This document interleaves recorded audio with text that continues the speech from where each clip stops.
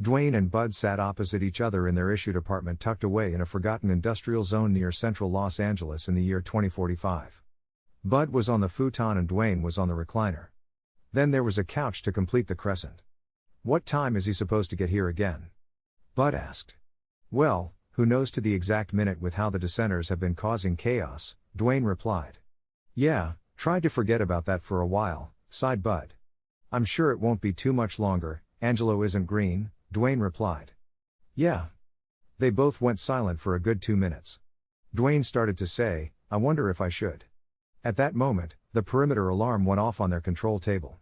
Startled, Bud spat out, "I thought Angelo had a perimeter pass?" "I had it confirmed. This might be a problem," Dwayne said calmly by sheer will. "We're gonna have to sweep the area." "Let's do it," Bud evenly replied.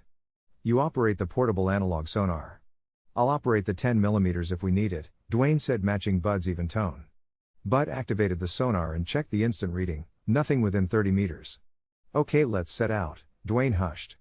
"We should use our mental communication," Bud nervously said. Dwayne replied, "Last report we received on the dissension's tech said it is plausible they have a cracker capable of intercepting our messages in close quarters. Tactical Sweep 3 now with silence." Dwayne led them out of the security door. Sweep 3 would take them around the edge of the large space beyond their camouflaged entryway. The space was almost completely black with darkness. They both quickly gained their night vision, able to see figures 15 meters out. They set out sidestepping adeptly with the wall on their backs. It was a large square space interspersed with support beams that ran 30 meters high to the ceiling. They both knew exactly where the larger beams, big enough for cover, were located. Sweep 3 would take them in a pattern designed to draw an intruder to the right side of the space. On the right side, there was a cover beam strategically placed that allowed them to engage from 3 o'clock to 10 o'clock with minimal risk. This was possible because this beam was designed with extra cover plates. If nothing was detected through those angles, Sweep 3 would send them straight through to cover the remaining space. They were working their way around the left side perimeter. The sonar detected nothing up to the point where they would skip from cover beam to cover beam until they reached the central point of the room. The sweep was designed to anticipate an aggressive intruder who would take a direct path. Dwayne signaled Bud to make a silent dash to the special beam on the right side. This was an intense move as they would quickly encounter anybody who appeared on the sonar. It was a 40-yard dash. It would take them about 6 seconds to make it due to their tactical dash method. They were 4 seconds into the dash when Bud noticed a blip on the radar. The blip was noticed on a back turn move, so whatever it was a little ahead of the central point, closer to their entryway. Dwayne signaled to proceed to the cover beam on the right side. The entryway was at the 11 o'clock position from the beam. They quickly scanned the minimal risk angles. Nothing. This was it. They would now have to confront whoever or whatever this was. The 10mm would take care of any human and most everything else. It was more important to them, though, to be able to peacefully resolve the intrusion.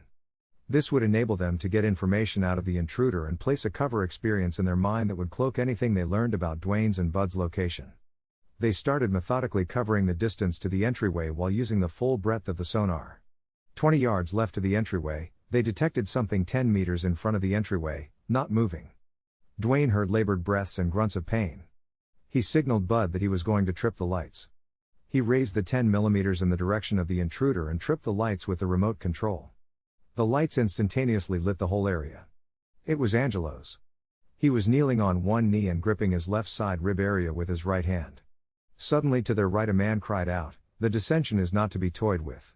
Heed this warning," while scampering out of the room entrance. Dwayne quickly triggered the entrance to close with the remote control. "Bud, do you feel comfortable tracking that guy?" Dwayne asked. Angelo's interjected with labored breaths, "Not a good idea. I can confirm they have the cracker. That's how I was tracked by that dissenter. I'm sorry guys, I didn't realize what was happening until he did some kind of move on me." They all paused for a moment and then Dwayne said, "According to our algorithm, this scenario gives us about an hour to move the necessities to an alternate safe spot. Angelos, do you feel like you'll be able to keep up with us?" Angelos replied, "Yeah, I think whatever move he did on me was just a scare tactic." "Okay, but are you good?" Yeah, I think I am." Dwayne set his face and said, "Let's move it." Tweets by What747. Follow me and discover wonderful things.